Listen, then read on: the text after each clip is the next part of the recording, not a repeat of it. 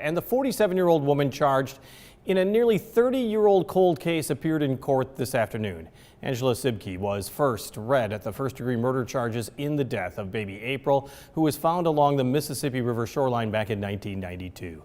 News 8's Andrea Flores tells us new details about the suspect and about the investigation that led police to her. It's part of our continuing coverage tonight. It garnered a lot of attention at the time, tugged on a lot of heartstrings back in the 90s. Back in 1992, the Quad Cities was gripped when an infant child was found along the Mississippi riverbanks. And now the community is getting some closure with the arrest of 47-year-old Angela Siebke, who police say was baby April's mother. We can tell you baby April's lineage back to relatives in 1784, and then it goes back. Then it works back to present day.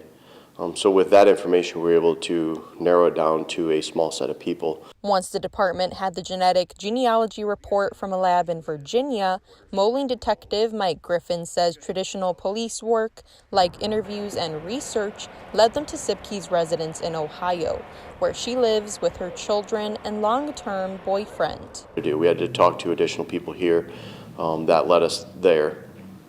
And so she was not surprised when we ended up at her door. Moline Police Chief Darren Galt says the department had the opportunity to make an arrest this week when Siebke returned to the Quad Cities. They say her name never came up in their investigation before the end of this year with that report, which Chief Galt owes to more funding from the city for cold case technology. We would not have been able to accomplish this without additional funding. And one Illinois State Police crime lab scientist able to see this case through. He had just started on the job and began working on the case. This was a baby April case in 1992 was the first case he worked on, and he's actually retiring next week. The end of his career bookended by this arrest. I think it's rewarding for everyone involved.